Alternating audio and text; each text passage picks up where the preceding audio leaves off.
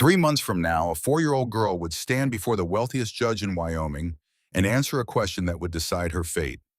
She's the one who takes care of me, who loves me. Isn't that what a mama is? But on this frozen February morning, that same little girl was dying in the snow outside Josiah Mercer's door, and he was about to say the word that would change everything. The wealthiest judge in Wyoming would later ask Josiah Mercer why he'd done it. The wealthiest judge in Wyoming would later ask Josiah Mercer why he'd done it. Why, after turning away 47 mail-order brides in 8 years, he'd opened his door to a dying woman and 3 starving children on the coldest day of 1885. Josiah would stand in that courtroom 3 months later and struggle to find words. But the truth was simpler than anyone knew. He'd looked into Eleanor Bradford's eyes as she knelt in the frozen mud, and for the first time since burying his wife, he'd seen something other than his own death staring back at him. He'd seen a mother willing to die so her children could live. And somewhere in the hollowed-out cave where his heart used to be, something had whispered that if he let her die, he'd be burying himself right alongside her. But on this February morning, with the wind screaming across the Wyoming plains and the woman collapsing at his boots, Josiah Mercer had every intention of sending her away, just like all the others. Eleanor Bradford's knees hit the frozen ground so hard she barely felt the impact. The cold had stolen too much feeling from her body already. Her breath tore from her lungs in ragged white clouds that the wind shredded before they could fully form. Behind her, she heard the sounds that had haunted her nightmares for the past 6 weeks, the soft thumps of small bodies hitting earth. Her children falling one by one, whatever strength had carried them this far, finally running out like water through cupped hands. She didn't turn to look. If she looked, if she saw them lying there in the snow, she'd lose what little resolve she had left. The man standing above her didn't move, didn't speak, didn't even seem to breathe. He was tall, broad across the shoulders, wrapped in a heavy coat that made him look like something carved from the mountains themselves, gray eyes the color of a winter sky that promised nothing good, a beard trimmed close to a jaw that looked like it had forgotten how to unclench. His hands hung at his sides, neither reaching to help nor turning her away. Just waiting, watching. Eleanor forced herself to lift her face toward him. The movement sent lightning bolts of pain through her frost-bitten cheeks. Her lips were cracked and bleeding. When she opened her mouth, the words came out raw but steady. Please.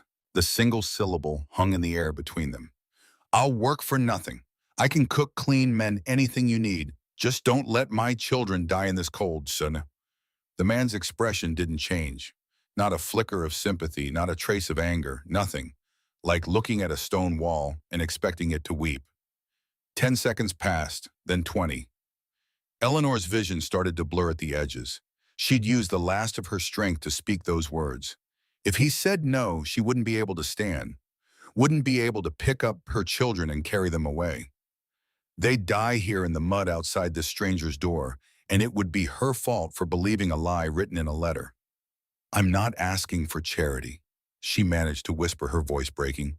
I'm asking for the chance to earn our lives. Something moved behind the man's eyes, not softening, not quite, more like recognition, like he'd heard those exact words before in another life, from another desperate soul. His throat worked as he swallowed. His jaw tightened even more, if such a thing was possible. When he finally opened his mouth to speak, Eleanor Bradford closed her eyes. She couldn't watch him say no. Couldn't see the door close on the last hope she had. The silence stretched so long, she thought maybe she'd already died. Maybe this was what came after. An endless frozen moment where you waited to hear whether heaven or hell would claim you. Then his voice cut through the wind.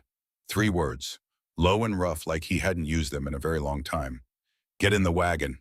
Eleanor's eyes snapped open. She stared up at him, certain she'd misheard, certain the cold had finally driven her mad. But he was already turning away, walking toward a wagon hitched to 2 patient horses. He didn't look back, didn't repeat himself, just expected her to follow. Behind her, she heard the sound she'd been dreading. A wet, rattling cough. Henry, her 6-year-old son, the one who'd been sick since the train ride, the one whose lips had been turning blue for the past 2 days. She turned and saw him lying in his older brother's arms. William was 10, but he looked 40 in that moment. His face was gaunt cheekbones, sharp enough to cut. His eyes were the eyes of someone who'd seen too much, surveyed too much age, too much in too short a time. He was holding Henry against his chest, trying to share what little warmth his own starving body could produce. "Mama," Will said, and his voice cracked. "Henry won't wake up." The words hit Eleanor like a physical blow. She lunged forward, her frozen limbs screaming in protest. Her hands found Henry's face. So pale, so still. His lips were blue-tinged, his lashes dark against skin that looked like wax. "Henry," she whispered, then louder. "Henry, baby, open your eyes." Nothing. She slapped his cheeks gently, panic rising like bile in her throat. Her hands moved to his chest, pressing, checking for the rise and fall of breath. It was there, shallow, weak, but there. "Henry," this time she shouted it, not caring who heard the desperation in her voice. His eyelids fluttered.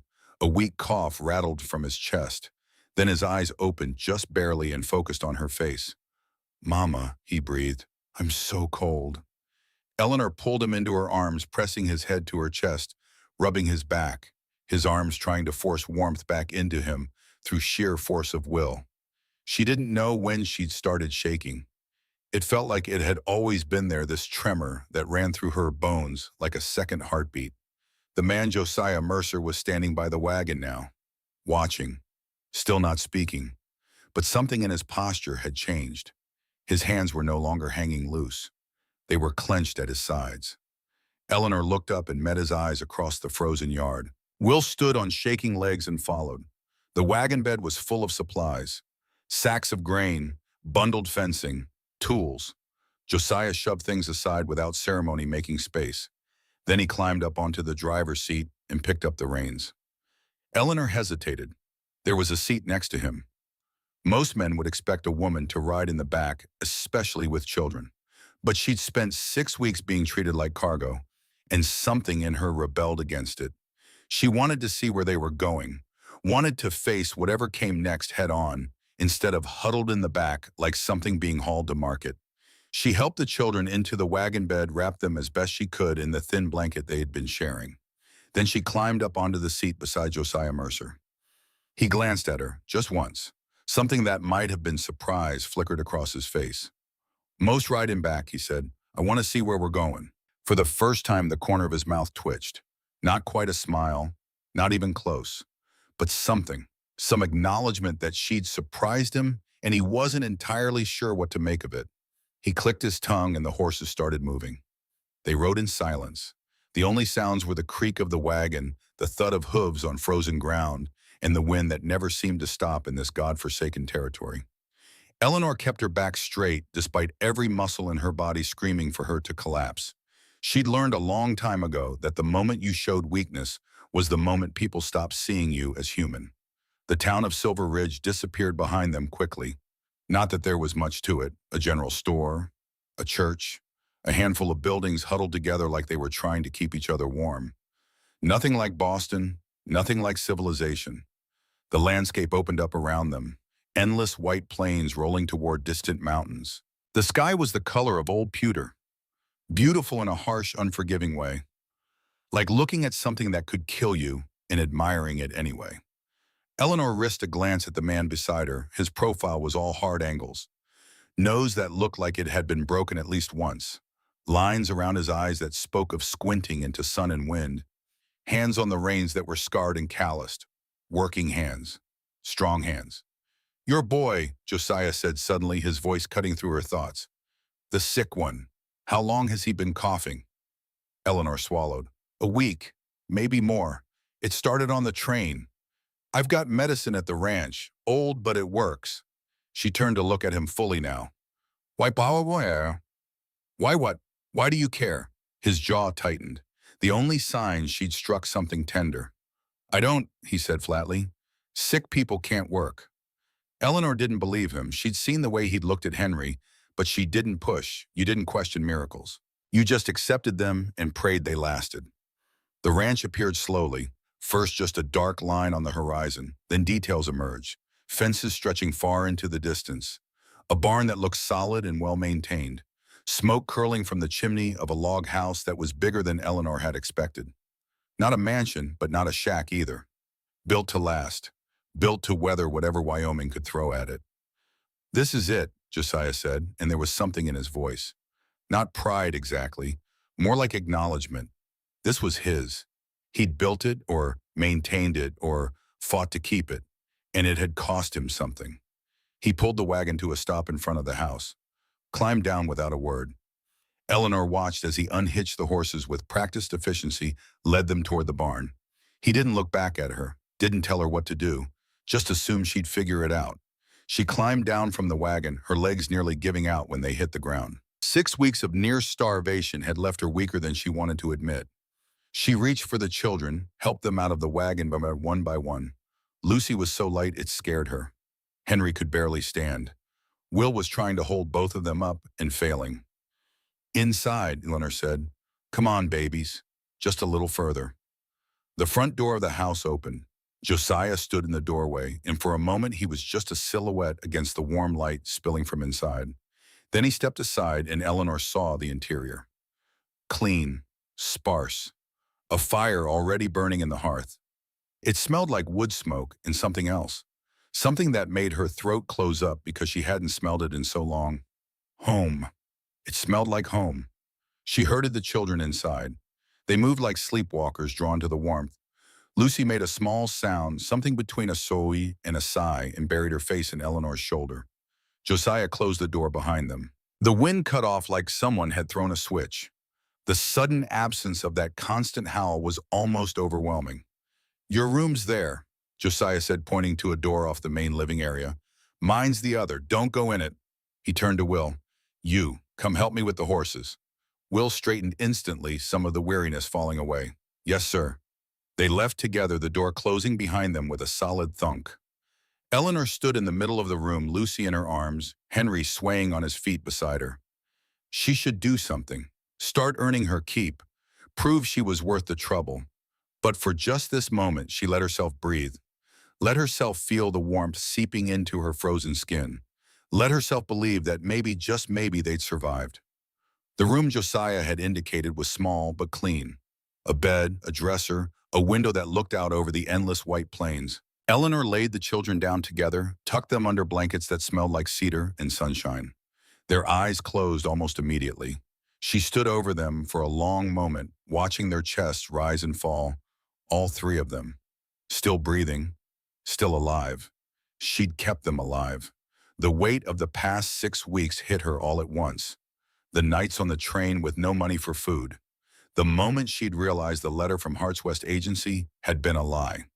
The letter that promised Josiah Mercer, widowed rancher of Silver Ridge, Wyoming, sought a mail-order bride, willing to accept widow with children, fair wages and respectable home guaranteed. The letter that had cost her $120 every penny she had left. She'd believed it because she had to, because the alternative was watching her children starve in Boston's winter streets. But when she'd arrived in Silver Ridge and asked for directions to the Mercer Ranch, Mrs. Dawson's face had said it all. Josiah Mercer doesn't want a wife, dear. Hasn't wanted one in 8 years. Turned away 47 women from that very agency. Hearts West had lied. Had taken money from desperate women and sent them to men who'd never agreed to anything. And now Eleanor was stranded 1,000 miles from Boston with no money, no options, and 3 children whose lives depended on a stranger's mercy. The terror when Henry stopped waking up easily. The choice to keep walking when every part of her screamed to just lie down in the snow and let it end. She'd kept them alive, and now she had to keep them that way. Eleanor forced herself to move. There was a fire in the main room that needed tending, a kitchen that probably needed cleaning. Work to be done. Always work to be done. She found the stove and got it going. Searched the shelves and found flour, salt, a bit of bacon. Not much, but enough. She could make something. She'd learned to make meals out of nothing in Boston when Thomas had drunk away the rent money and left them with empty cupboards. By the time Josiah and Will returned, the smell of food filled the house. Will's eyes lit up. He looked at Eleanor with something approaching worship. Josiah said nothing. He hung his coat by the door, washed his hands in a basin, sat at the table and stared at the plate she'd set in front of him. Eleanor sat with Will. They ate in silence. The bacon was crispy. The bread was dense but warm. It tasted like salvation. Josiah cleaned his plate, stood, looked at Eleanor. You work, he said. I pay in room and board. When spring comes, you leave. Understood. The room upstairs on the left is locked. Don't go in. All right. I eat alone. You eat after. Eleanor felt something sharp twist in her chest, but she just nodded. All right. Don't ask about my past. I won't ask about yours. Fair enough. He stared at her for another long moment, like he was trying to figure out what she was made of. Then he turned and walked toward the other bedroom, paused at the door. Thank you for stopping, Eleanor said quietly, for letting us stay. Josiah's back went rigid. Don't thank me, he said, his voice rough. I'm not doing this for you, Tunk. He closed the door behind him. Eleanor sat in the silence staring at that closed door. Not doing it for her. Then why Will was already half asleep at the table. She guided him to bed, tucked him in with his brother and sister. All three of them curled together like puppies, seeking warmth. She should sleep, should rest while she had the chance. But something pulled her to explore, to understand this place that might be their home, at least for a while. The house was larger than it looked from outside. 2 bedrooms downstairs, a loft upstairs. Everything was clean but empty in a way that felt intentional, like someone had removed anything that might carry memories. No decorations, no photographs on the walls, just the bare necessities for survival. But there were signs, small things. A rocking chair by the fire that had deep grooves in the arms, like someone had gripped it tight over and over. A shelf above the mantel with dust outlines where things used to sit. And upstairs, when Eleanor climbed the ladder to the loft, she found that locked room. The door was solid wood with a lock that looked new, heavy, meant to keep people out, or keep something in. Eleanor reached out and touched the handle. It was cold under her palm. From inside the room, she could swear she heard something. Not a sound exactly, more like the echo of one, a whisper of what used to be. She pulled her hand back. Some doors were locked for a reason. That first night, Eleanor woke to footsteps, slow, heavy, pacing in the hallway outside the bedroom, back and forth, the floorboards creaking with each step. She lay perfectly still, listening. Part of her was afraid, but a bigger part recognized the sound. She'd made similar tracks in the floor of her Boston boarding house, walking circles in the dark when the fear got too loud to sleep through. Josiah Mercer was haunted by what she didn't know, but she knew the sound of a man wrestling ghosts. The pacing continued until the first gray light of dawn touched the windows. Then it stopped. A door opened and closed. Silence. Eleanor rose and found the house empty. Through the window, she could see Josiah in the barn already working. Like he hadn't just spent the entire night awake. She built up the fire, found eggs in a basket by the door, and coffee in a tin, made breakfast. When Josiah came back inside, Will trailing behind him like a shadow, there was food on the table. Hot coffee. The house was warm. Josiah stopped in the doorway, looked at the table, looked at Eleanor. She couldn't read his expression, didn't try, just said, "Breakfast is ready." He sat, ate, didn't speak. But when Eleanor went to clear the dishes, she noticed something on the counter that hadn't been there the night before. A small bottle of dark liquid, medicine, for Henry. She picked it up, turned to ask about dosage, but Josiah was already gone back out to the barn, so she read the faded label and measured out a spoonful, woke Henry gently and coaxed him to swallow it. He made a face at the bitter taste, but he swallowed. And that afternoon, for the first time in days, his fever broke. Eleanor found Josiah in the barn that evening. He was mending a harness, his big hands surprisingly deft with the leather. "The medicine worked," she said. "Henry's fever is down." Josiah nodded once, kept working. "Thank you." His hand stilled. "Told you not to thank me." "I know, but I'm going to anyway." He looked up at her then, really looked. His eyes were the gray of storm clouds, and there was something in them that made her chest ache. Not kindness, not exactly. More like the memory of it, like he'd known how to be kind once a long time ago, and some part of him still remembered, even if he'd forgotten how to practice it. "Your boy," he said, "the older one, Will, he asked to help with the ranch work. He's only 10. Old enough to learn, if he's going to be here." Eleanor studied his face. "Are we going to be here?" Josiah turned back to the harness. Spring's 4 months away, that's the deal. And after that you leave. Find somewhere else to go, someone else to help you. What if we don't want to leave? His jaw clenched. You will. Eleanor wanted to ask why he was so certain, why he was so determined to push them away even as he pulled them in with medicine and food and work for a 10-year-old boy who needed to feel useful. But she remembered the rule, don't ask about the past. So instead she asked, what can I do to earn my keep, besides cook? Josiah gestured around the barn. Place needs cleaning, tack needs mending, chicken coop needs mucking out. I can do that. Can you sew? Yes. I've got clothes that need mending. I'll take care of it. He nodded, went back to the harness. After a moment, he said, his voice so low she almost missed it. You're not what I expected. What did you expect? Someone weaker, someone who'd break. Eleanor felt something fierce rise in her chest. I've been breaking for 6 years. I'm done with that. Now I'm just trying to survive. Josiah's hands stilled again. He looked at her with something that might have been respect, might have been recognition. I know the feeling. They worked in silence after that, Eleanor cleaning out stalls while Josiah finished with the harness. It was comfortable, that silence. The kind you could only share with someone who understood that sometimes words just got in the way of the truth. The first week passed in a blur of work and routine. Eleanor cooked and cleaned and mended. Will followed Josiah everywhere, soaking up every word of instruction like a plant that had been dying of thirst, finally getting water. Henry recovered slowly, the cough fading color returning to his cheeks. Lucy was still too quiet, too watchful, but she'd started to smile when Will made silly faces at her. And Josiah remained distant, polite in a cold sort of way. He provided medicine when Henry needed it, made sure there was enough food, taught Will how to curry horses and muck stalls. But he kept himself separate, ate his meals alone in his room, didn't join them in the evenings when Eleanor would read to the children by firelight.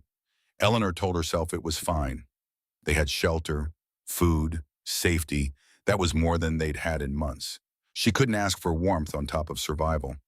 But on the 8th night, something changed. Eleanor had put the children to bed and was cleaning up from dinner when she heard a sound from upstairs. A small thud, then crying. Lucy's voice frightened. She ran for the loft ladder, hard in her throat. Had one of them fallen? Been hurt? She climbed fast, pulled herself up into the loft, and froze. The locked door was open. Lucy stood inside in a room that Eleanor had never seen. A nursery, or what had been a nursery once. There was a hand-carved cradle in the corner, a rocking chair, shelves with small wooden toys gathering dust. Everything frozen in time like a photograph. Lucy was standing by the cradle, tears streaming down her face. I'm sorry, she sobbed. I'm sorry, Mama. I didn't mean to. The door was open and I just wanted to see. Eleanor moved to her daughter, scooped her up. It's all right, baby, you're not in trouble. But her eyes were scanning the room, taking in the details, the 2 small clothes folded in a dresser, the blanket in the cradle soft and worn, the layer of dust over everything that said no one had been in here for a very long time. The sound of boots on the ladder made her turn. Josiah appeared at the top. His face was white, his hands were shaking. Get out, he said. His voice was rough, raw. I'm sorry, Eleanor said quickly. She didn't mean to intrude. I'll take her right now. No, Josiah climbed into the loft, moved toward them. Not threatening, just an unsteady like the ground was shifting under his feet. It's not. She's not. He stopped, closed his eyes, took a breath that sounded like it hurt. When he opened his eyes again, they were bright with something Eleanor recognized. Grief, old and deep and never healed. His name was Samuel, Josiah said. The words came out like broken glass. He never took a breath. Rebecca, in the storm. I couldn't. He stopped, started again. I buried them together, her and the baby. 8 years ago, I locked this room and I swore I'd never let anyone. He looked at Lucy in Eleanor's arms, really looked at her. And Eleanor saw his face crumple just for a second before he got it under control again. She can stay here, he said quietly. If she wants, the room, she can have it. Eleanor stared at him. You're giving her your son's room. The past is dead, Josiah said, and his voice was hollow. Maybe it's time to let the living use what's left. He turned to go. Eleanor reached out without thinking, caught his arm. Josiah. He stopped but didn't turn back. Thank you, she whispered. His shoulders tensed. Don't. For all of it, not just the room. Everything. He pulled his arm away gently. You don't understand. You think I'm helping you, but I'm not. I'm trying to outrun ghosts. And you, all of you, you're just caught in the middle. He climbed down the ladder and disappeared. Eleanor stood in that nursery holding Lucy surrounded by the remnants of someone else's grief. And she understood finally why Josiah Mercer had let them stay. Why he'd given them food and shelter despite his rules about not caring. He wasn't saving them. He was trying to save himself. The next morning, everything was different. Eleanor woke to find that Josiah had cleaned out the nursery overnight.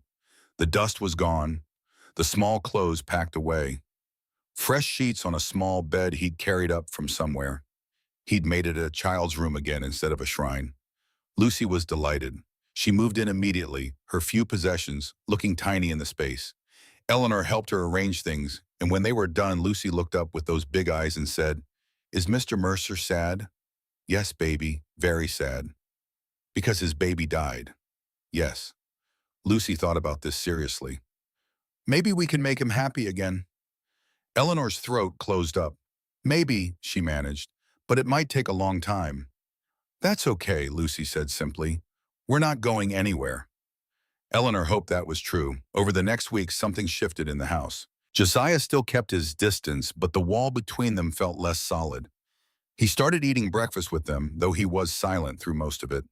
He answered Will's endless questions about ranch work with actual patience instead of curt dismissals. He even smiled once, a brief twitch of his mouth, when Henry proudly showed him an egg he'd collected from the hen house all by himself. And at night, the pacing stopped.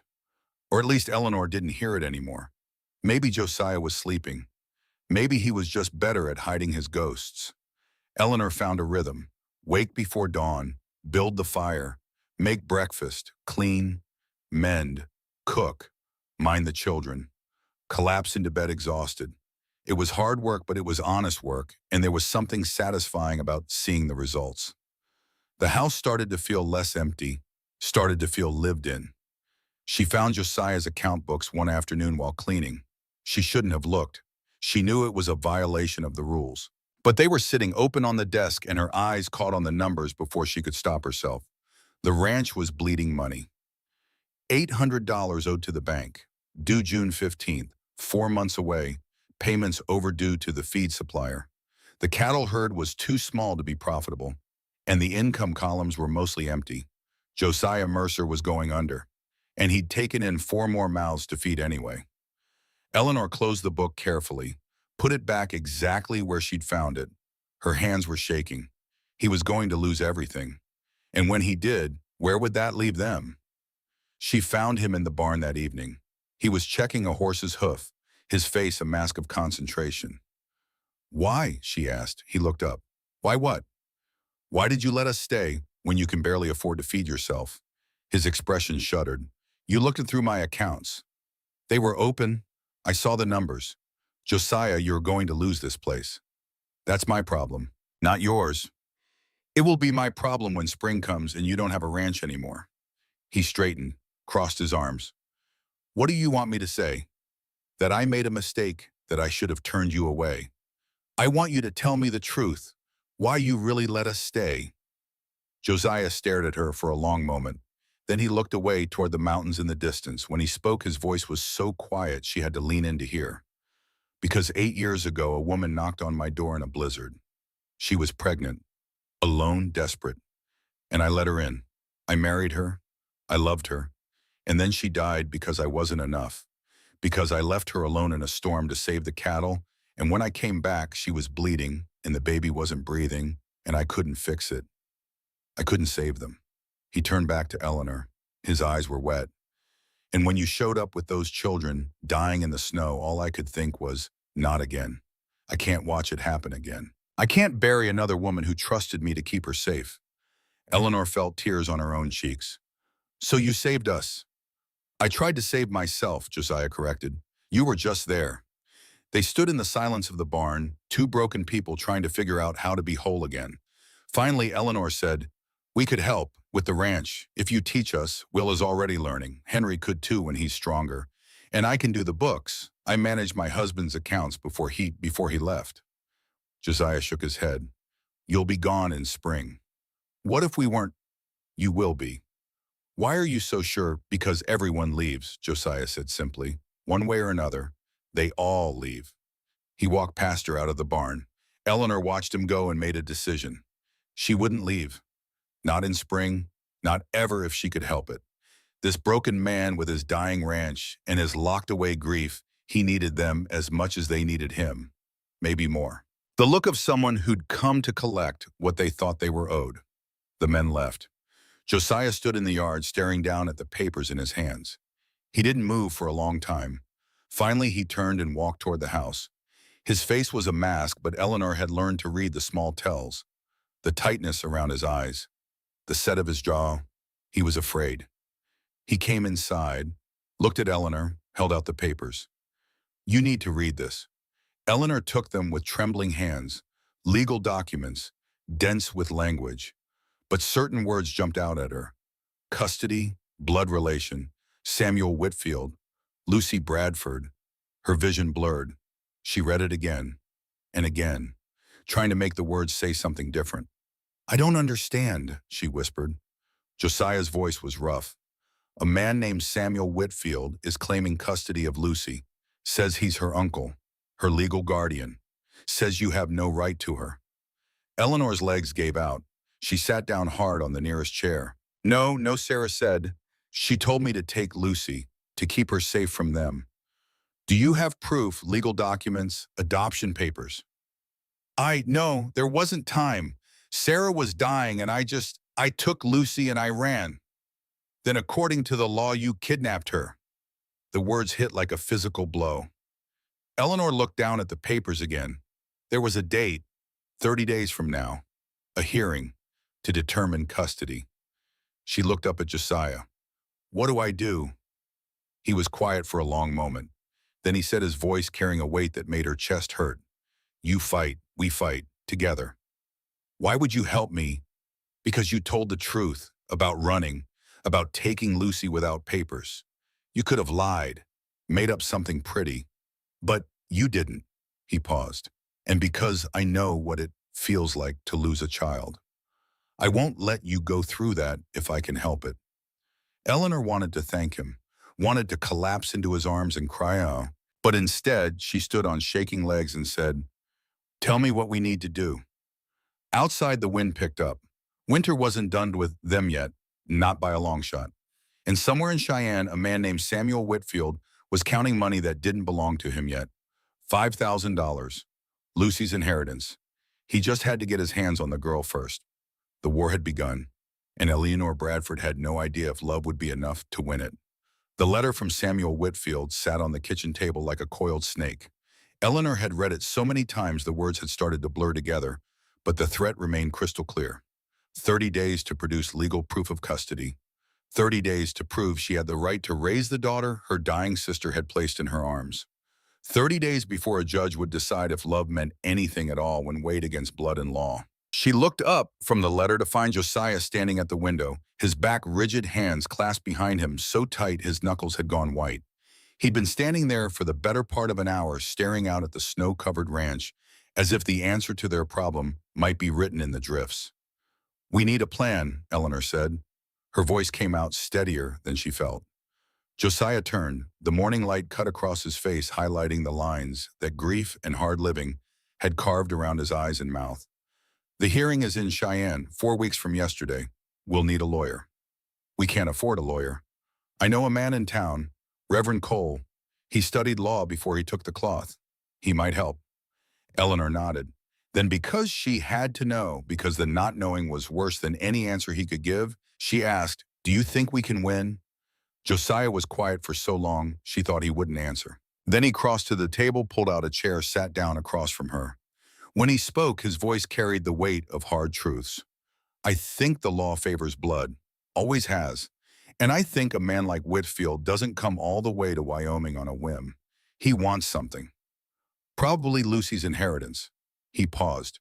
But I also think judges are human. And if we can prove you're the better parent, that Lucy's better off here with us, we have a chance. Us. He'd said us, like they were a unit, a family. The word did something strange to Eleanor's chest. What about the ranch? She asked quietly. The money you owe the bank. If we spend what little you have on lawyers and travel to Cheyenne, you'll lose this place. Josiah's jaw tightened. One problem at a time. Josiah. Eleanor. He leaned forward, his steady gaze locking onto hers with an intensity that stole her breath. If we lose Lucy, I won't care about the ranch. If we win, we'll figure out the rest. But she comes first. Do you understand? Eleanor felt something crack open inside her chest. This man who'd spent 8 years pushing the world away, who'd turned away 47 women seeking safety, who'd locked his grief in a room upstairs and tried to bury his heart with his wife. This man was willing to lose everything to help her keep a child who wasn't even his. Why? She whispered. Josiah looked away. His throat worked as he swallowed. When he finally spoke, the words came out rough and low. Because I couldn't save my son. But maybe I can save her. The next morning dawned gray and threatening. Eleanor woke to find Josiah already gone his side of the house, dark and cold. She built up the fire and started breakfast, falling into the rhythm that had become familiar over the past 3 weeks. Familiar. Almost comfortable. Like this house was starting to feel less like a temporary shelter and more like something she didn't dare name. Will came stumbling out of the bedroom he shared with Henry, rubbing sleep from his eyes. At 10 years old, he was all sharp angles and serious expressions, a boy who'd been forced to grow up too fast. But there were moments like now when he looked young and uncertain. Mama, his voice cracked on the word. Is it true about Lucy? That man wants to take her away. Eleanor's hands stilled over the pan where bacon was starting to sizzle. She should have known the children would overhear. Should have been more careful. Come here, she said softly. Will crossed to her. She pulled him against her side, feeling how thin he still was despite 3 weeks of regular meals. Yes, she said, because lying wouldn't help. A man named Samuel Whitfield claims he's Lucy's uncle. He says she should live with him. But Lucy's ours. She's my sister. I know, baby. Are you going to let him take her? Eleanor tightened her arm around Will's shoulders. Not if I can help it. Not if there's breath in my body and fight left in my bones. Will pulled back to look up at her. His eyes, so much like his father's, had been searched her face. What if fighting isn't enough? Then we'll fight harder. The door opened. Josiah came in with an armload of firewood snow dusting his shoulders. He stopped when he saw them, mother and son, huddled together in the kitchen. Something passed across his face, too quick for Eleanor to name. Will, he said, after breakfast, I need help in the barn. Will straightened. Yes, sir. They ate in silence. The bacon was crispy, the eggs cooked just right, but Eleanor could barely taste any of it. Her mind was already in Cheyenne, in a courtroom facing a judge who might not care that she'd raised Lucy from infancy, that she'd been there for every fever, every nightmare, every scraped knee, and small triumph. After breakfast, Will followed Josiah out to the barn. Eleanor cleaned up, then checked on Henry and Lucy. They were still sleeping, curled together in the big bed like puppies. Henry's color was better. The medicine Josiah had given him had worked wonders. Lucy's face was peaceful, one small hand tucked under her cheek. Eleanor stood in the doorway watching them breathe, memorizing the sight, just in case. She wouldn't think like that. Couldn't. They would win. They had to. In the barn, Josiah was showing Will how to properly oil a saddle. The boy's hands were small but careful, following each instruction with the kind of focus that spoke of desperation to prove himself useful. To prove he belonged. Josiah recognized that desperation. He'd felt it himself once, a long time ago when his own father had made him earn every scrap of approval. You're doing good, he said. Will looked up, eyes wide with superstitious. Really? Really, you've got steady hands. That matters with horses. The boy's face lit up with a smile that hit Josiah square in the chest. When was the last time someone had looked at him like that? Like he'd hung the moon instead of being the man who couldn't keep his own wife and child alive. Sir, Will's voice pulled him back. Can I ask you something? Go ahead. Are you going to marry Mama? The question landed like a punch. Josiah's hands stilled on the bridle he'd been mending. What? Mrs. Dawson in town, she said that's what men do when they take in a woman and her children. They marry them, make it proper. Josiah felt heat creep up his neck. Mrs. Dawson talks too much. So you're not, your mother and I have an arrangement, room and board for work. That's all. Will studied him with eyes too old for his face. But you like her. I can tell. Will. And she likes you. She smiles different when you're around. Like she's not scared all the time. Josiah set down the bridle with more force than necessary. Your mother has enough to worry about without you trying to matchmake. Understood. Yes, sir. But Will didn't sound convinced. I just thought, if you married her, Lucy would be your daughter, and maybe the judge would let her stay. The words hit Josiah like cold water. He turned to look at Will fully. Is that what you want? For me to marry your mother so we can keep Lucy? I want my sister to stay, Will said simply. And I think maybe you don't want to be alone anymore. And maybe Mama doesn't either. Josiah opened his mouth, closed it, had no idea what to say to this 10-year-old boy who saw too much and understood things he shouldn't have to understand. Get back to that saddle, he said finally. We've got work to do. But Will's words stayed with him, burrowed under his skin like splinters. Marriage. It had been 8 years since Rebecca died. 8 years of telling himself he'd never do that again. Never risk that kind of loss. Never open himself up to the possibility of standing over another grave. But looking at Will's serious face, thinking about Lucy's laugh and Henry's quiet determination and Eleanor's fierce protectiveness of her children, thinking about how the house felt warmer now, how he'd started sleeping better, how sometimes he caught himself smiling at something Lucy said or the way Eleanor hummed while she cooked. Marriage would give them legal standing, would make Lucy his daughter in the eyes of the law, would give them a better chance against Whitfield, but it would also mean letting them in, really in, past the walls he'd built so carefully. And if he did that, if he let himself care, and then he lost them anyway. He didn't think he'd survive it. That afternoon, Eleanor walked to town with the children. The roads were frozen hard, the sky the color of old iron. Silver Ridge wasn't much to look at. A general store, a church, a saloon, a handful of other buildings huddled together like they were trying to survive by proximity alone. But it was civilization. And right now, Eleanor needed that. Mrs. Abigail Dawson looked up when the bell over the store door jingled. She was a solid woman in her 60s with iron gray hair and sharp eyes that missed nothing. She'd been kind when Eleanor first arrived, offering information, if not charity. Now those sharp eyes took in Eleanor's tense shoulders and pale face, and her expression softened. Mrs. Bradford, children, what can I do for you? Eleanor sent the children to look at the candy jars, then leaned in close. I need advice. Legal trouble. Mrs. Dawson's eyebrows rose.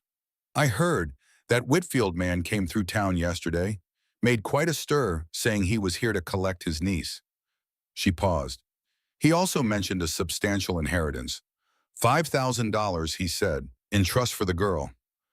Eleanor's stomach dropped. I didn't know. Sarah never mentioned money. But Whitfield did, to anyone who'd listen. Mrs. Dawson's voice was dry. Funny how family feeling shows up right around the same time as financial interest. He's going to take her. Not if you fight smart. Mrs. Dawson leaned against the counter. Reverend Cole used to practice law back east. Gave it up for the church, but he still knows his way around a courtroom. Talk to him. Josiah mentioned the same, but we can't pay.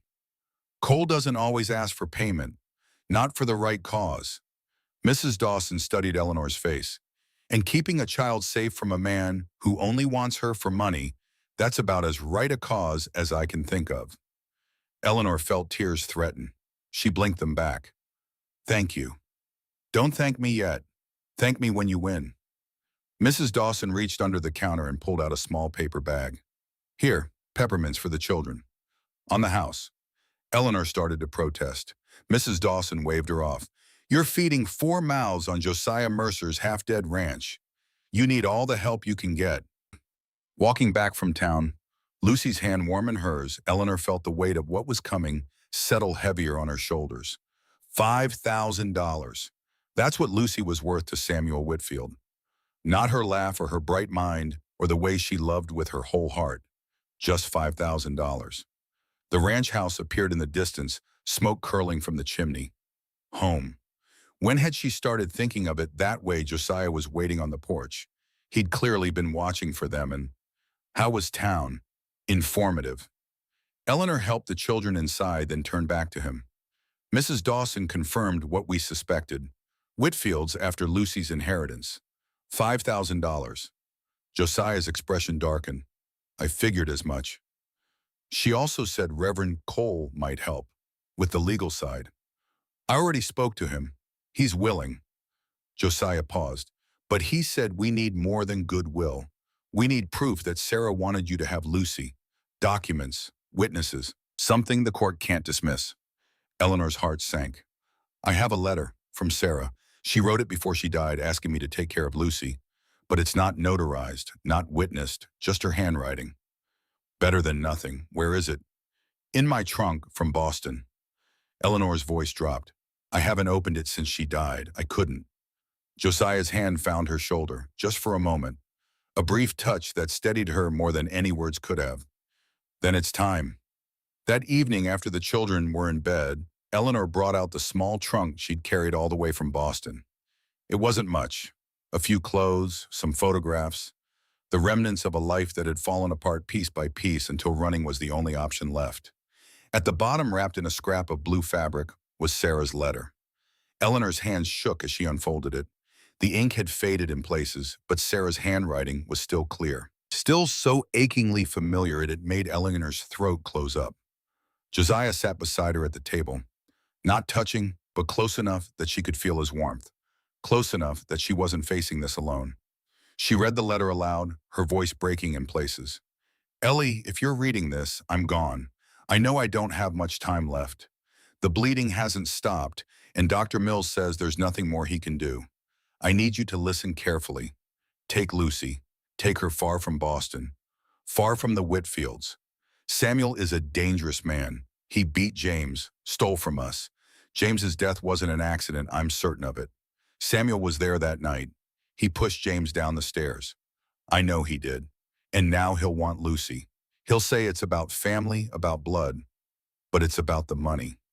James's mother left Lucy $5,000 in her will. Samuel knows. He'll try to get control of it by taking Lucy.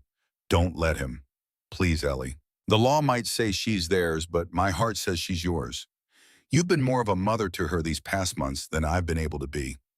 You'll love her the way she deserves. Keep her safe. Keep her far from men who only see dollar signs when they look at children. I'm sorry I can't be there to watch her grow up. I'm sorry I'm leaving you with this burden. But I trust you, Ellie. Trust you to do what's right. Love her for both of us. Sarah. Silence filled the kitchen when Eleanor finished. She carefully refolded the letter, her vision blurred with tears. It's not enough, she whispered. Is it? It's just a letter. Whitfield's lawyer will say I forged it. Not if we can find the doctor.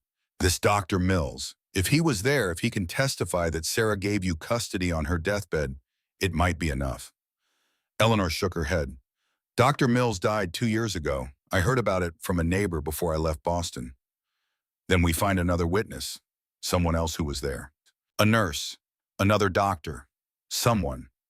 It was 4 years ago, Josiah, and I left Boston in the middle of the night with creditors chasing me. I don't know who else was there. I don't know where to start. Josiah was quiet for a long moment. Then he stood paced to the window, looked out at the darkness beyond. Then we go to Boston. We find out who was there that night. We track down anyone who might have heard Sarah's wishes. That's halfway across the country. We can't afford the train fare. We'll find a way. And the ranch, the bank payment due in 3 months. Josiah turned to face her. His expression was hard determined. I told you before, Lucy comes first. The ranch has survived 8 years of me barely trying to keep it alive. It'll survive a few more weeks. Eleanor stood cross to him. She wanted to touch him, to take his hand or rest her palm against his cheek or do something to show how much his words meant. But she didn't know if that would be welcome, if he'd pull away. So she just stood close and said, Why are you doing this? Really? He looked down at her. In the lamplight, his eyes were more black than gray. Because I know what it's like to lose a child, to have something precious ripped away. And because he stopped, started again. Because when Will asked me this morning if I was going to marry you, I realized something. Eleanor's heart stuttered. What did you realize? That I've been alone for 8 years, and I thought that was what I wanted, what I deserved. But then you showed up with your children and your determination and your refusal to break no matter how hard life hit you. And now I can't imagine this house without Lucy's laugh, or Henry's questions, or Will's eagerness to learn, or he paused. Or you. The air between them felt charged, electric, like the moment before lightning struck. Josiah, Eleanor breathed. He reached out, slowly, giving her time to pull away. His calloused hand cupped her cheek thumb, brushing away a tear she hadn't realized had fallen. Marry me, he said. The words were quiet but sure. Not just for the court, not just to help with Lucy. Marry me because I haven't felt alive in 8 years and you make me remember what that feels like. Marry me because this house is a home again and I don't want to go back to it being a tomb. Eleanor's breath caught. You don't have to do this. I know, but I want to. His other hand came up, framing her face. I'm not offering rescue, Eleanor. I'm offering presence. There's a difference. I'm offering to stand beside you, not above you, to build something together instead of you always having to carry everything alone. I'm broken, she whispered. I'm a woman with nothing but 3 children and a trunk full of regrets. Then we'll be broken together. He leaned his forehead against hers. Say yes. Eleanor felt something shift inside her chest. Something that had been clenched tight for years finally loosening. Yes, she whispered. Yes, I'll marry you. The kiss was inevitable. Soft at first, tentative, like neither of them quite believed this was happening. Then deeper. Josiah's arms came around her, pulling her close, and Eleanor let herself be held. Let herself lean into his strength instead of always being the strong one. When they finally pulled apart, both breathing hard, Josiah rested his forehead against hers again. We'll go to the Reverend tomorrow. Get married proper. Then we'll figure out Boston. What about the children? We'll tell them in the morning. He pulled back slightly, studied her face. Well, already guessed. Asked me straight out if I was going to marry you. Eleanor laughed, the sound watery but genuine. That boy is too smart for his own good. He gets it from his mother.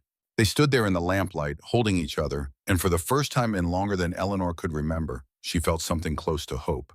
The wedding happened 3 days later. Reverend Thomas Cole performed the ceremony in the small church with Mrs. Dawson and the children as witnesses. There were no flowers, no fancy dress.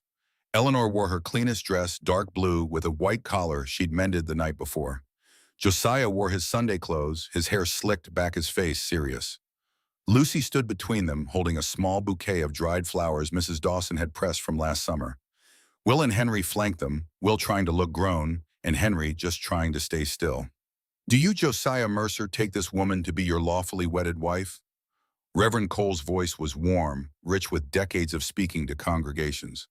I do. Josiah's voice was steady. He looked at Eleanor as he said it, not at the Reverend. And do you, Eleanor Bradford, take this man to be your lawfully wedded husband? Eleanor's voice came out strong and clear. I do. Then by the power vested in me by the territory of Wyoming and the grace of God, I pronounce you husband and wife. The Reverend smiled. You may kiss your bride. Josiah leaned in. The kiss was brief, chaste, mindful of the children watching.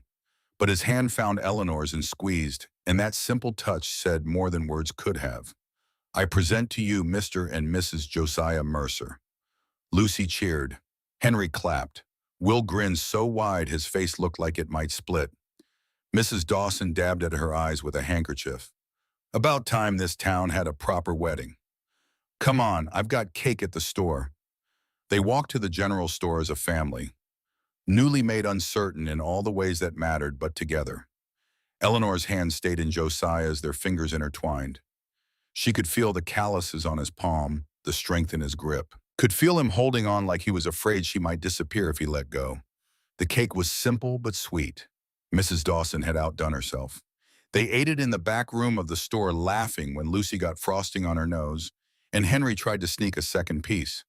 But the laughter died when the door to the store opened and cold air rushed in, along with an unwelcome visitor. Samuel Whitfield stood in the doorway. He was a tall man, well-dressed in a way that spoke of money. His face was handsome in a hard sort of way, with a scar on his left hand that he didn't bother to hide. His eyes were cold, calculating.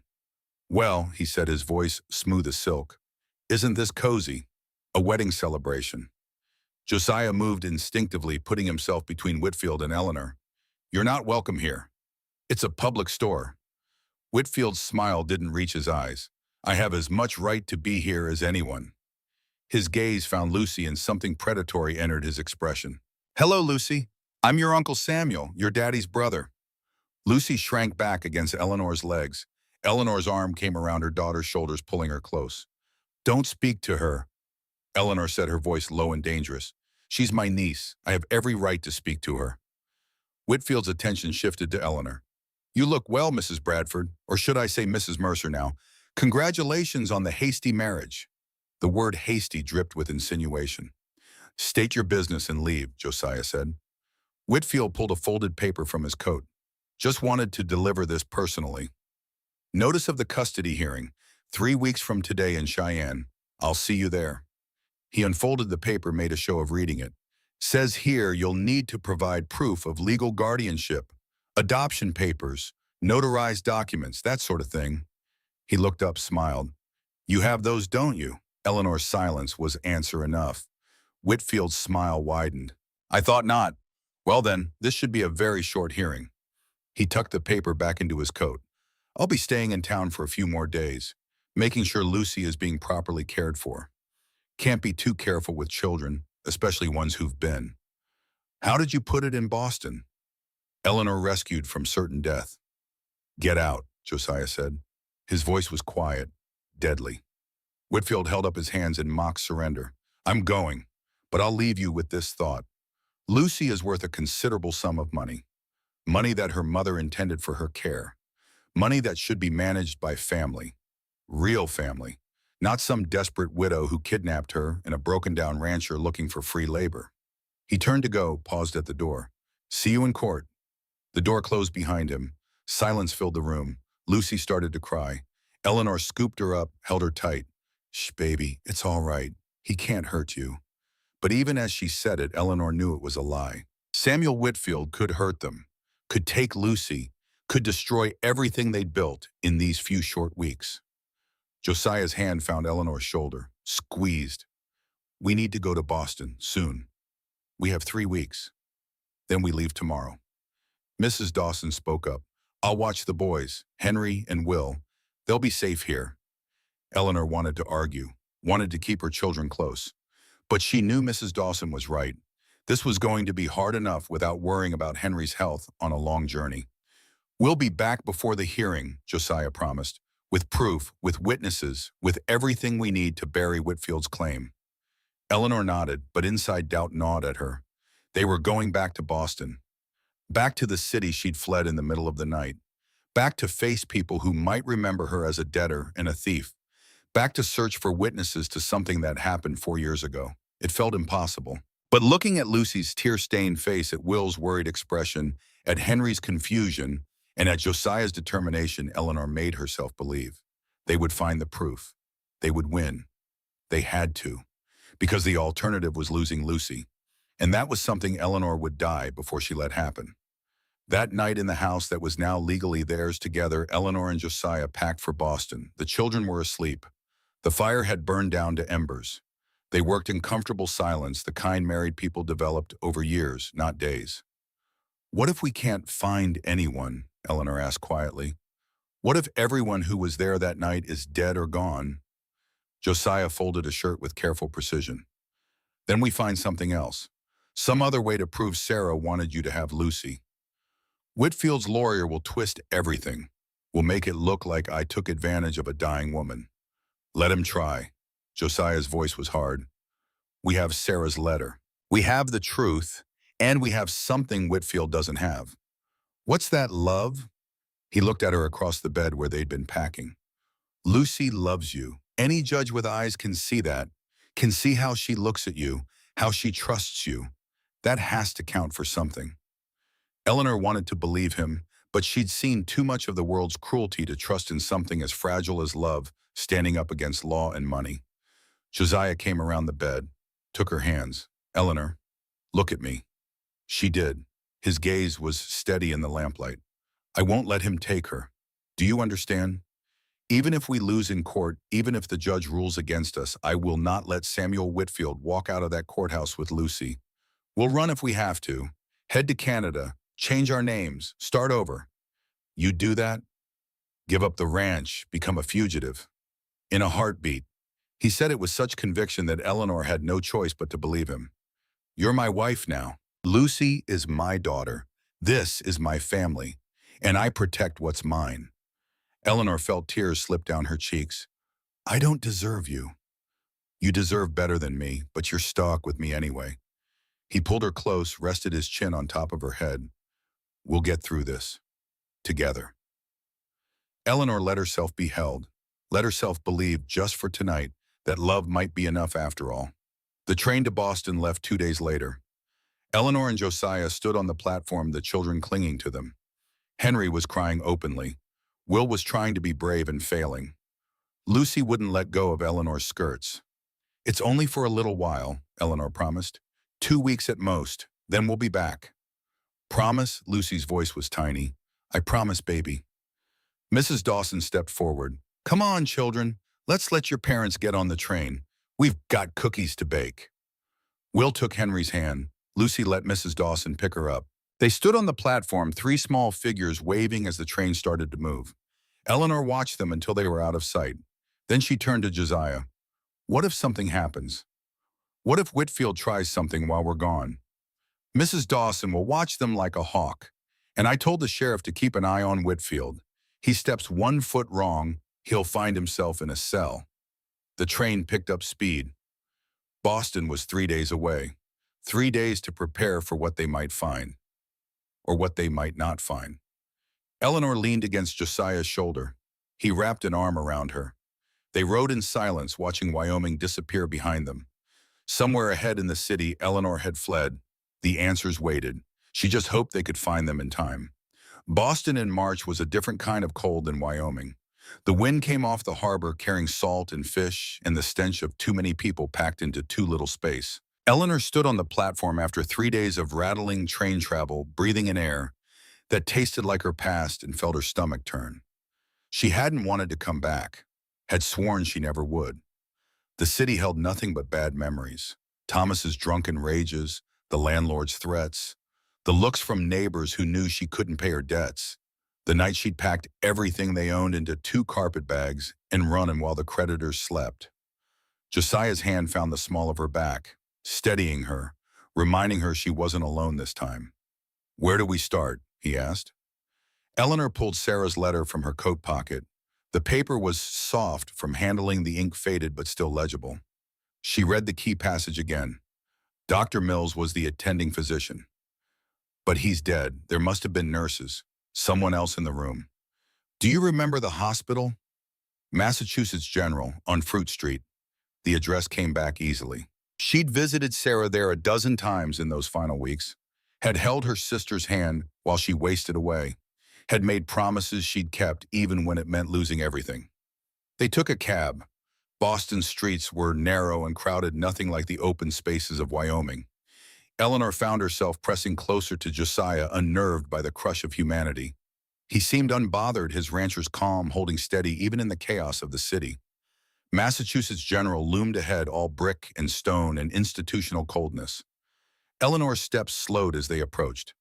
"I can't do this," she whispered. Josiah stopped, turned to face her. "Yes, you can. What if no one remembers?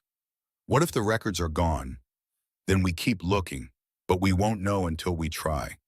He took both her hands, right there on the street with people flowing around them like water around stones. "You survived 6 weeks on the road with 3 starving children. You survived Thomas. You survived losing your sister. You can survive walking through a door." Eleanor took a shaking breath, nodded. They climbed the steps together. The records office was in the basement.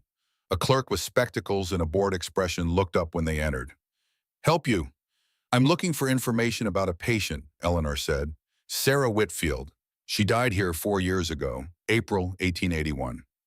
The clerk's expression didn't change. Records that old are in storage. I can request them, but it'll take 3 to 5 business days. We don't have 3 to 5 days. Then I can't help you. The clerk returned to his ledger. Josiah leaned on the counter. His voice stayed pleasant, but there was steel underneath. My wife's sister died in your hospital. We need to know who was in the room, what nurses attended, what doctors besides Mills. Dr. Mills passed away 2 years ago. We know, that's why we need the other names. The clerk sighed, set down his pen. Look, even if I pulled the records today, all you'd get is names. The nurses from 4 years ago, half of them don't work here anymore. People move on, get married. You're chasing ghosts. Eleanor felt hope crumbling, but Josiah wasn't done. Is there anyone who's been here that long? Anyone who might remember? The clerk thought about it. Mrs. Brennan, Catherine Brennan, she's been head nurse for 15 years. If anyone would remember, it'd be her.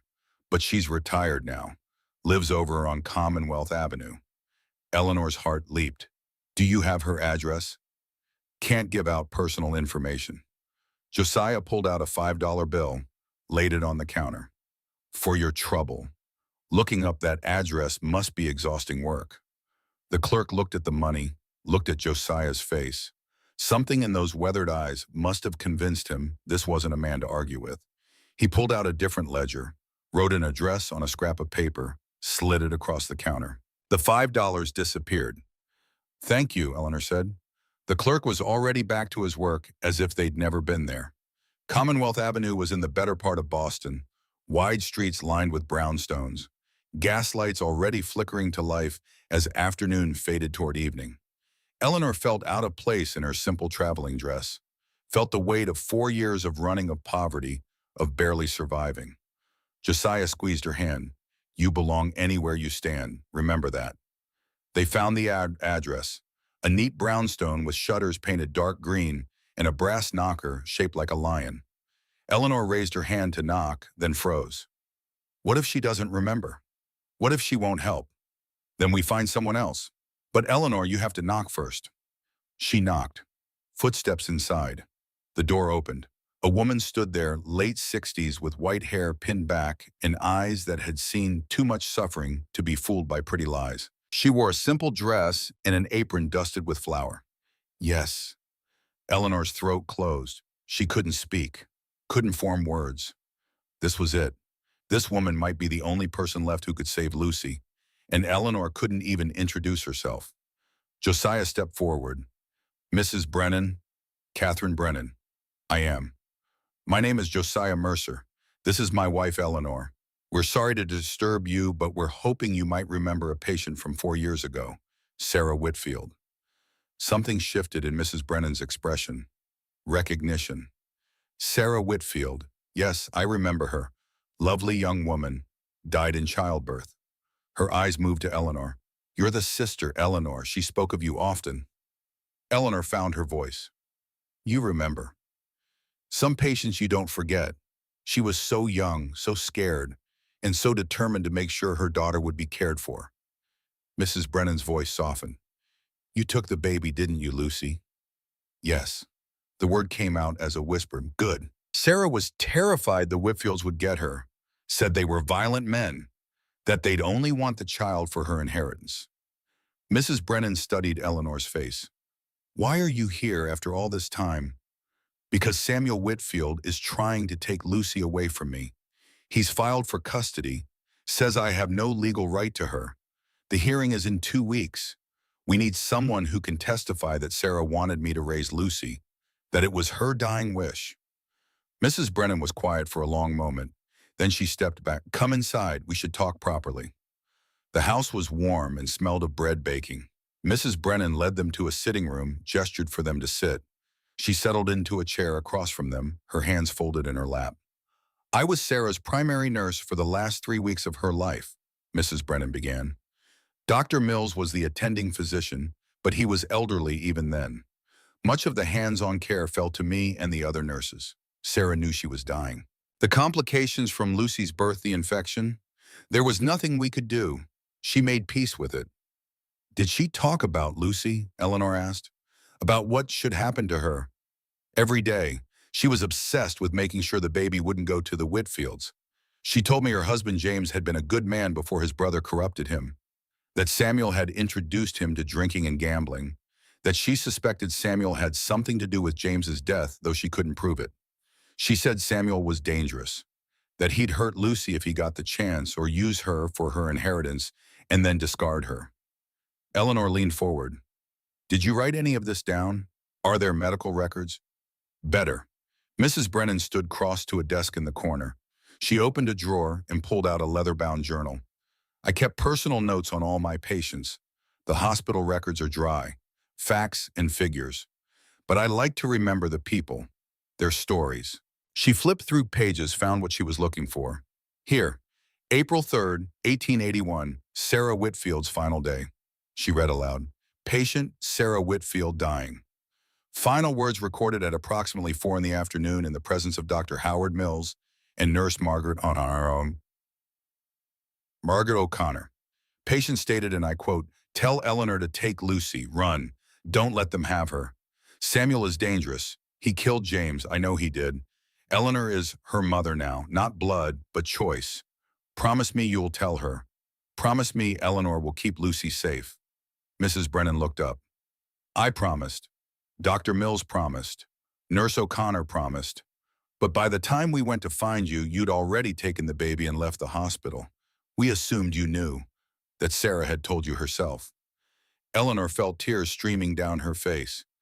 She did, in a letter, but I had no proof, nothing official, just her handwriting. You have proof now. Mrs. Brennan closed the journal. This is a contemporaneous record, written the day Sarah died, witnessed by myself and 2 other medical professionals. It won't hold up in court on its own, but combined with Sarah's letter, it should be enough to show her intent. Josiah spoke up. Would you be willing to testify at the hearing in Cheyenne? Mrs. Brennan was silent. Eleanor held her breath. I'm 68 years old, Mrs. Brennan said finally. The journey to Wyoming would be difficult, but Sarah Whitfield was a good woman who died in fear for her child's safety. If my testimony can help keep that child out of Samuel Whitfield's hands, then yes, I'll come to Cheyenne. I'll testify. Eleanor couldn't speak, could only nod, tears blurring her vision. Josiah's hand found hers squeezed tight. Mrs. Brennan stood. I'll need a few days to arrange my affairs, to make copies of the relevant journal entries. But I'll be on the train to Wyoming by the end of the week. Send me the details of the hearing and I'll be there. They exchanged information, made arrangements. When Eleanor and Josiah finally left the brownstone, stepping back out into the cold Boston evening, Eleanor felt lighter than she had in weeks. We have a witness, she breathed. We have proof. Josiah pulled her close. Right there on Commonwealth Avenue, not caring who saw. We have a chance. They stayed in Boston 3 more days, tracked down Nurse Margaret O'Connor, who confirmed Mrs. Brennan's account and agreed to write an affidavit, found the church where Sarah was buried and left flowers on her grave. Eleanor knelt there in the cold dirt and whispered promises to her sister. Promised to keep Lucy safe, to raise her well, to never let the Whitfields touch her. On the 4th day, they boarded the train back to Wyoming. Mrs. Brennan would follow in a week. They had Sarah's letter, Mrs. Brennan's journal, Nurse O'Connor's affidavit. They had the truth. Now they just had to convince a judge that truth mattered more than blood. The train couldn't move fast enough. Eleanor spent the journey staring out the window, watching cities give way to farmland, give way to prairie, counting the miles between her and her children. 3 days on the train felt like 3 years. Josiah sat beside her, steady and calm. At night, when the train stopped at stations, he'd hold her and let her sleep against his shoulder.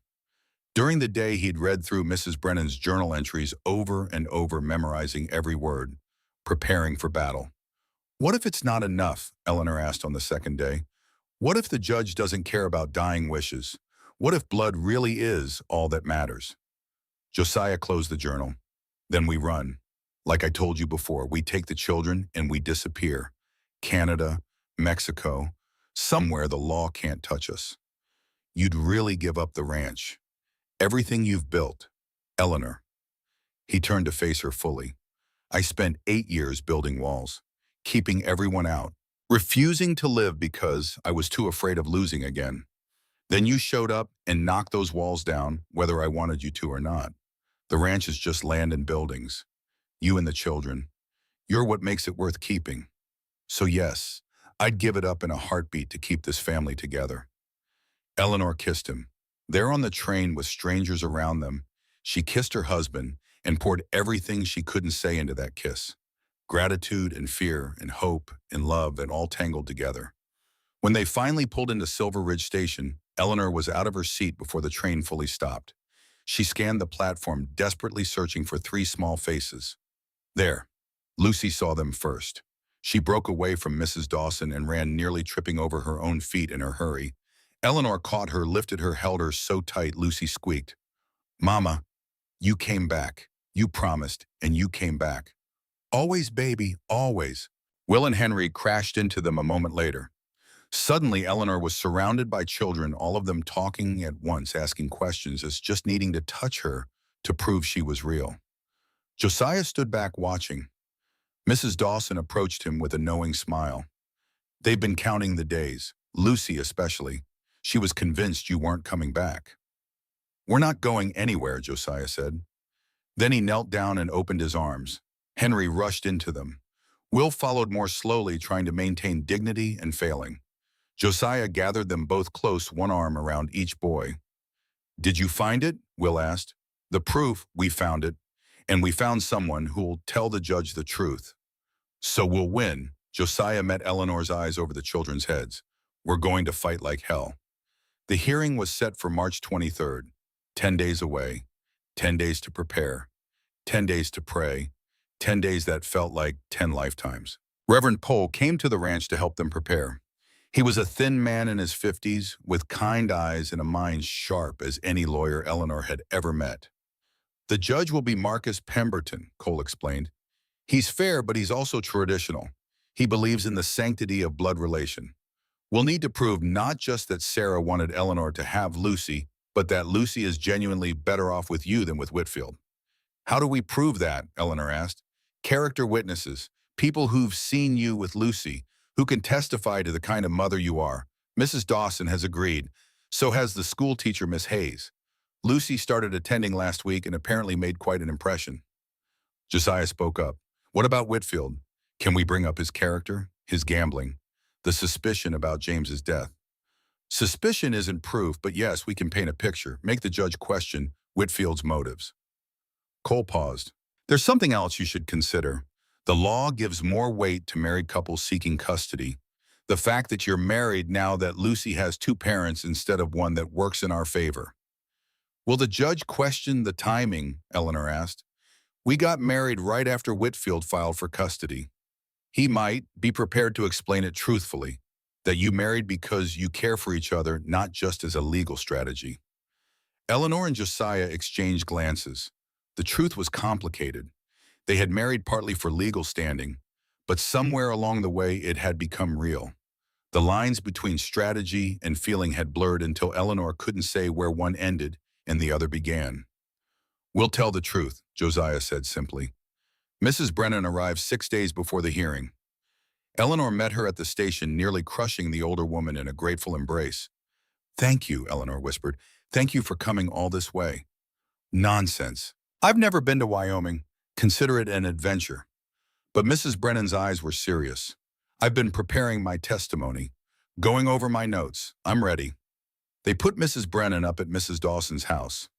The two older women took to each other, immediately bonding over tea and shared stories. Eleanor found herself calmer knowing they had such a strong witness, someone who couldn't be dismissed or ignored. The night before the hearing, Eleanor couldn't sleep. She lay in bed beside Josiah, staring at the ceiling, running through every possible scenario. "What if we lose?" she whispered. Josiah rolled to face her. "We won't." "But what if we do?" He was quiet for a moment. Then he said, his voice low and fierce, "Then tomorrow night we'll be in Montana or Canada. Somewhere they can't find us. I meant what I said, Eleanor. I won't let them take her." "You'd become a fugitive, give up everything." "I've already given up everything that mattered once. When I buried Rebecca and Samuel, I won't do it again." He pulled her close. "You're my family now. all of you, and I protect my family. Eleanor pressed her face into his chest. I'm scared. Me too.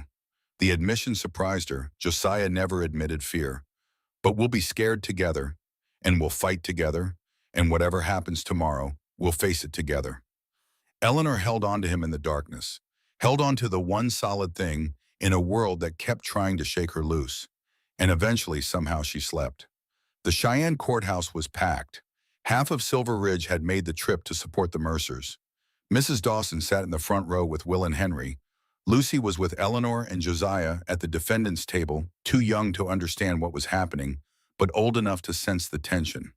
Samuel Whitfield sat across the aisle with his lawyer, a polished man named Charles Blackwell, who looked like he charged by the word. Whitfield wore an expensive suit and a confident smile. He looked like money and respectability, looked like the kind of man a judge would trust. Eleanor smoothed down her best dress and tried not to throw up. Judge Marcus Pemberton entered. Everyone rose. He was a stern man in his 60s with white hair and eyes that gave nothing away. He settled into his chair and surveyed the courtroom. Case number 247, Samuel Whitfield versus Eleanor Mercer regarding custody of minor child Lucy Bradford. Mr. Blackwell, your opening statement. Blackwell stood.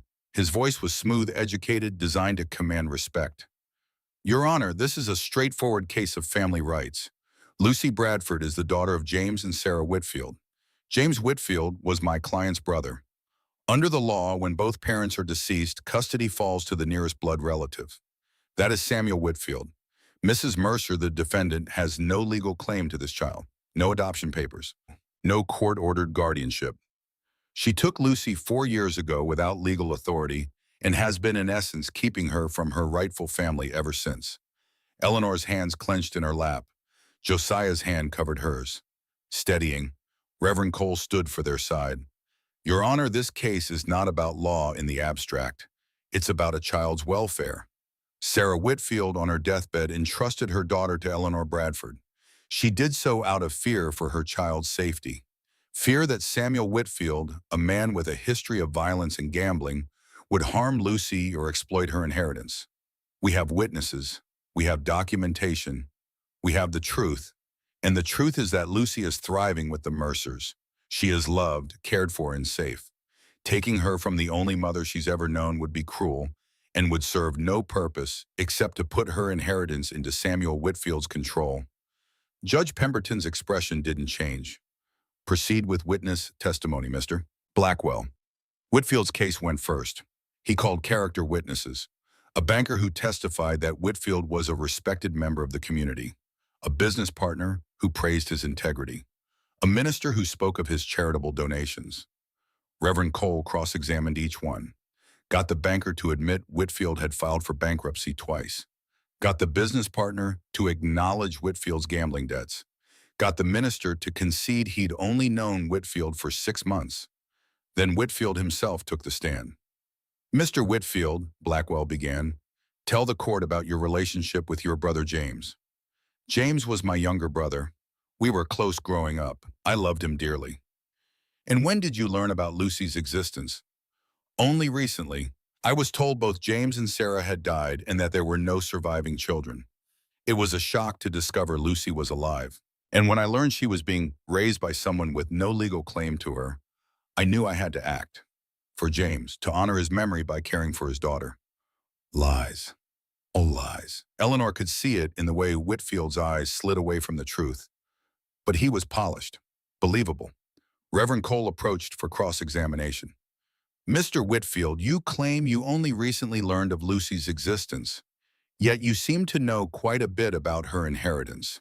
Can you tell the court how much money Lucy stands to inherit? Whitfield hesitated. I believe it's approximately $5,000. You believe or you know because you've spoken quite extensively in Silver Ridge about Lucy's inheritance. To anyone who would listen. Blackwell stood. Objection, relevance. I'm establishing motive, Your Honor. Overruled. Answer the question, Mr. Whitfield. I may have mentioned the inheritance. It's a matter of public record. And who would manage this inheritance if Lucy came to live with you? I would, as her guardian. I see. And how is your financial situation, Mr. Whitfield, stable? Another hesitation. I've had some setbacks, business investments that didn't pan out. Gambling debts? I occasionally enjoy cards, nothing excessive. Cole held up a document. I have records from 3 different establishments in Boston showing debts totaling over $2,000. Would you call that excessive? Whitfield's face reddened. Those are old debts. From last year, hardly ancient history. Cole set down the document. Mr. Whitfield, isn't it true that you had no interest in Lucy until you learned about her inheritance, that you see this child as a way to solve your financial problems? No, I care about family, about blood. Then why didn't you search for her 4 years ago? Why didn't you try to find your brother's child when she was a baby? I didn't know she existed. Or you didn't care, not until there was money involved. Objection. Blackwell was on his feet, withdrawn. Cole returned to his seat. No further questions. Eleanor felt a spark of hope. Cole had damaged Whitfield's credibility, shown his greed. But would it be enough? Their case began after lunch. Reverend Cole called Mrs. Dawson first. Mrs. Dawson, how do you know Eleanor Mercer? I met her the day she arrived in Silver Ridge. She came into my store, half frozen with 3 starving children. She didn't beg, didn't ask for charity, just asked for work. Any work. Mrs. Dawson's voice was firm. That told me everything I needed to know about her character. Have you observed Mrs. Mercer with Lucy? Every week at church, in town, at the ranch when I visit. And I'll tell you this, Your Honor, that little girl loves Eleanor Mercer with her whole heart. She calls her mama, trusts her completely. Lucy is thriving.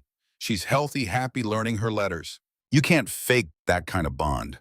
Blackwell's cross-examination was brief. He couldn't shake Mrs. Dawson's testimony. She was too certain, too credible. Next came Miss Hayes, the school teacher.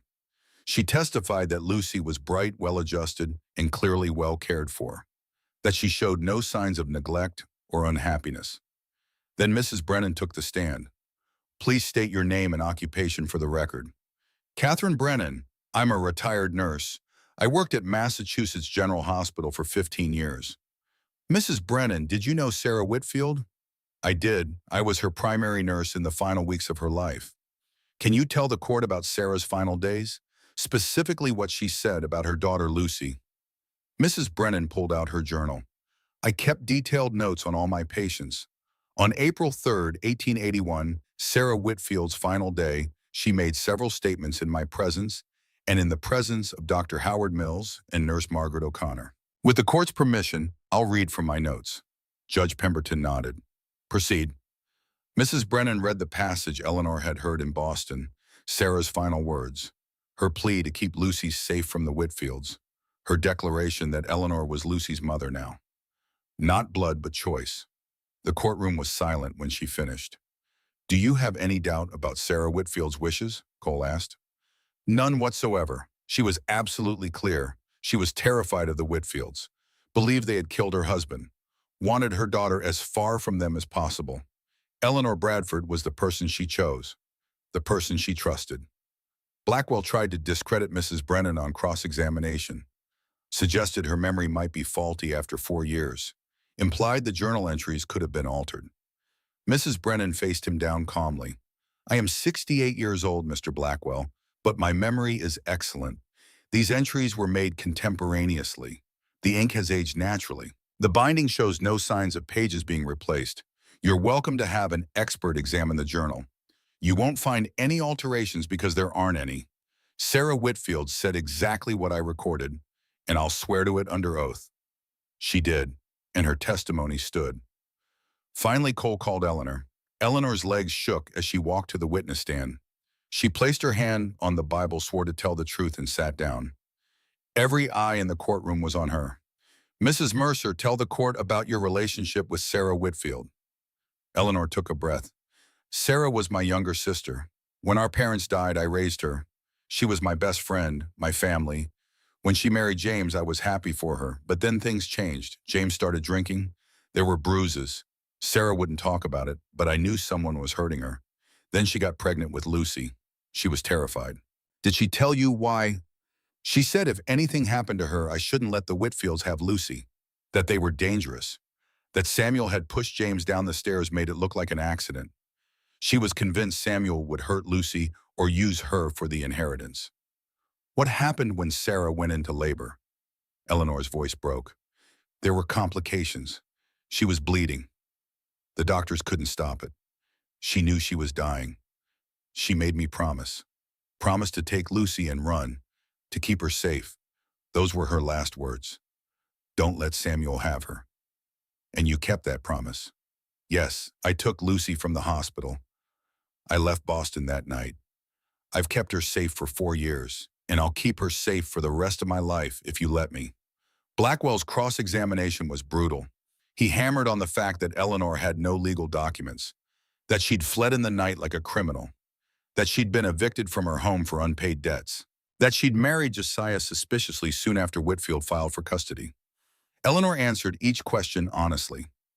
Yes, she had debts. Her husband had left her penniless. Yes, she had no adoption papers. There hadn't been time. Yes, she married Josiah shortly after Whitfield appeared. But not just for legal standing.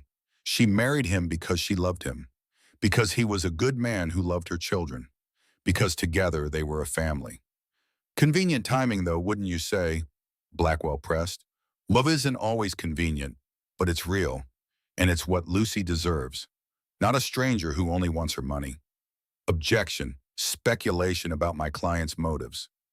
Sustained. Stick to facts, Mrs. Mercer. Eleanor nodded, but she'd made her point. The final witness was Lucy herself. Judge Pemberton called her forward gently. Lucy, you don't have to be scared. I just want to ask you a few questions. Lucy climbed into the witness chair. Her feet didn't touch the ground. She looked tiny and terrified. Eleanor wanted to run to her, gather her up, protect her, but all she could do was watch. Lucy, do you know who that man is? The judge pointed to Whitfield. Lucy looked at Whitfield, shook her head. No, sir. He says he's your uncle, your father's brother. I don't know my father. He died before I was born. That's right. And the man says you should live with him because he's family. What do you think about that? Lucy's eyes found Eleanor. But Mama's my family. Mrs. Mercer is not your mother by birth, Lucy. Do you understand that? Lucy's face scrunched up in confusion. She's the one who takes care of me, who loves me. Isn't that what a mama is? The judge's expression softened slightly. Your birth mother was named Sarah. Do you remember her? No, sir. But Mama Ellie tells me stories about her, says she loved me very much, says she gave me to Mama Ellie to keep me safe. And so you feel safe with Mrs. Mercer? Yes, sir. She keeps me warm and fed and tells me I'm good. Papa Josiah, too. And Will and Henry are my brothers. We're a family. If I said you had to go live with that man over there, Mr. Whitfield, how would that make you feel? Lucy's eyes filled with tears.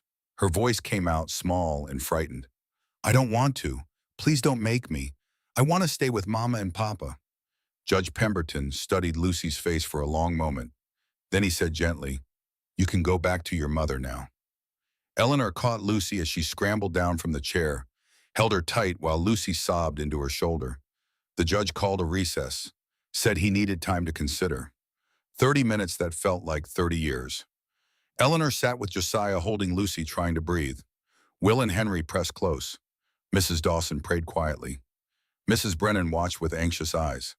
Across the aisle, Whitfield sat calmly, too calmly, like he already knew he'd won. Finally, the judge returned. Everyone stood. Eleanor's heart hammered so hard she thought it might break through her ribs. I've presided over many difficult cases, Judge Pemberton began, but few have touched on matters as fundamental as this one. The law is clear on blood relation. Family ties matter. They provide stability, continuity, a sense of belonging. Eleanor felt her hope dying. This was it. They were going to lose. However, the judge's voice hardened. The law is also clear that a child's welfare comes first, above blood, above inheritance, above everything else. Eleanor's breath caught. I have heard testimony from multiple witnesses about Sarah Whitfield's final wishes, about her fear for her daughter's safety, about her explicit instruction that Lucy be raised by her sister Eleanor. The evidence is compelling. The journal entries, the affidavits, the letter, all point to the same conclusion. Sarah Whitfield chose Eleanor Bradford to be Lucy's mother. He paused, looked at Whitfield. I have also heard testimony about Mr. Whitfield's financial situation, his gambling debts, his suspicious, sudden interest in a niece he'd never met. And I note that while he speaks of family obligation, he made no effort to find Lucy until learning of her inheritance. Whitfield's face went pale. Furthermore, I have observed Lucy herself. A child does not lie about where she feels safe, and that little girl feels safe with Eleanor Mercer. She loves her, trusts her, calls her mama. That bond cannot be dismissed simply because it isn't bound by blood. Judge Pemberton straightened in his chair. His voice rang out clear and final. Therefore, it is the judgment of this court that custody of Lucy Bradford be granted to Eleanor and Josiah Mercer. Eleanor couldn't breathe, couldn't think. Did he just say furthermore? The judge continued. Samuel Whitfield is hereby prohibited from any contact with Lucy Bradford until such time as she reaches the age of 18 and can make her own decisions about family relationships. The inheritance left to Lucy by her grandmother will be held in trust by this court until Lucy's 18th birthday, at which time it will be released to her directly. The gavel came down. This court is adjourned. Chaos erupted. Mrs. Dawson cheered. Will and Henry whooped. Lucy clung to Eleanor, not understanding, but sensing victory.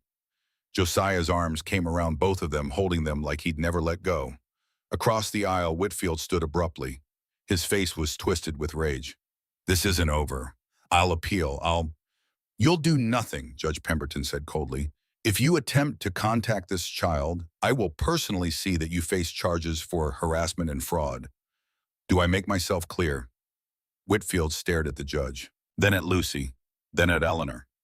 His expression promised this wasn't finished, but Josiah stepped between them. His voice was low and deadly. You heard the judge. Stay away from my family, all of them, or you'll answer to me. And trust me, you don't want that. Whitfield held Josiah's gaze for a long moment. Then he turned and stalked out of the courtroom. Blackwell scrambled to follow, and just like that, it was over. Eleanor sank into a chair, shaking all over. They'd won. They'd actually won. Lucy was theirs. Legally, officially, permanently theirs. Mrs. Brennan approached, smiling through tears. Congratulations. Thank you, Eleanor whispered. Thank you for everything. For coming all this way. For testifying. For remembering Sarah. I'm glad I could help. Mrs. Brennan squeezed Eleanor's hand. Your sister would be proud of you. Of the mother you've become to Lucy. Reverend Cole was accepting congratulations from Mrs. Dawson. Will and Henry were dancing around the courtroom. Lucy had fallen asleep in Eleanor's arms, exhausted from the emotional strain. Josiah knelt beside Eleanor's chair. We did it, he said softly. We did it, Eleanor echoed. She looked at her husband, this man who'd been a stranger 4 months ago, who'd become her anchor, her partner, her love. Thank you for everything, for fighting for us. You're my family, Josiah said simply. I'll always fight for you. They stayed in Cheyenne one more night, celebrated with a dinner at the hotel restaurant. Let the children eat dessert first, because why not? Let themselves breathe freely for the first time in weeks. But that night, lying in bed beside Josiah, Eleanor couldn't sleep. Something nagged at her. What's wrong? Josiah asked. He always knew. Whitfield, the way he looked at us when he left. He's not going to let this go. He can't do anything. The judge's ruling is final. Legal channels maybe, but men like Whitfield don't always follow the law. Josiah was quiet. Then he said, I'll be ready. Whatever he tries, I'll be ready. Eleanor rolled to face him. I don't want you to have to fight him. Don't want you to risk everything we've built. Then we'll be careful, watchful, but we won't live in fear. He pulled her close. We won, Eleanor. Let's hold on to that. She tried. She really did. But the worry stayed with her like a shadow. The journey home to Silver Ridge took 2 days. When they finally pulled up to the ranch, Eleanor felt tension she hadn't known she was carrying. Finally released. Home. They were home, and Lucy was still with them. That night, after the children were asleep, Eleanor found Josiah in the barn. He was checking on the horses, a nightly ritual. Can't sleep, she asked. Just making sure everything's secure. Eleanor understood. He was checking for threats. making sure Whitfield hadn't somehow followed them, making sure they were safe. She moved to stand beside him. "Josiah, we won. Lucy's ours. The court said so. We can breathe now." He turned to face her. In the lamplight, his face showed every year of worry. "I keep waiting for it to fall apart, for something to go wrong. That's what always happens. I get something good and then it's taken away." "Not this time." "You don't know that." "No," Eleanor admitted, "but I have to believe it. Have to believe we've earned this, that we get to keep it." Josiah pulled her into his arms, held her like she was the only thing keeping him tethered to earth. "I love you," he said, the first time he'd said the words out loud. "I love you and those children and this life we're building. And it terrifies me." "I love you too," Eleanor whispered back. "And I'm terrified too, but we'll be terrified together." They stood in the barn holding each other, and slowly the fear eased. Not gone, never gone, but manageable. Days passed, turned into weeks. Spring arrived properly, melting the last of the snow. The ranch came alive with green grass and new calves. Eleanor planted a garden. Will and Henry helped Josiah with the spring work. Lucy started school properly, making friends thriving. The debt to the bank came due. Josiah managed to make the payment with money from selling some cattle and a loan from Mrs. Dawson at a fair interest rate. It wasn't ideal, but they were surviving. More than surviving, building something real. 2 months after the hearing, Eleanor realized she'd stopped checking over her shoulder, stopped expecting Whitfield to appear, started to believe they might actually be safe. That's when the letter arrived. It came on a Tuesday. Reverend Cole delivered it personally, his face grave. "This came to the church," he said, handing it to Eleanor. "It's from Samuel Whitfield's lawyer." Eleanor's hands shook as she opened it. Read it once, then again not believing. "What is it?" Josiah asked. "He's appealing the decision. Filing with a higher court, says Judge Pemberton was biased, that the evidence was circumstantial, that Lucy's inheritance should be examined for mismanagement." Josiah took the letter, read it himself, his jaw clenched. "He can't win. Pemberton's ruling was sound." "But he can drag it out," Eleanor said. "For months, years maybe, keep us in legal limbo. And every day we'll have to wonder if today's the day they come take her son." Reverend Cole shook his head. "I'll fight this. File a response. But Eleanor, he's right. This could take time." Eleanor felt the hope that had been growing inside her wither. They'd won. But victory wasn't final. Might never be final. That night, Eleanor couldn't eat, couldn't sleep. She stood at the window, watching the moon rise over the ranch, and felt the weight of endless uncertainty pressing down. Josiah came up behind her, put his hands on her shoulders. "What do we do?" she whispered. "We keep living. We keep loving. We keep fighting if we have to." He turned her to face him. "But we don't let him win by stealing our joy.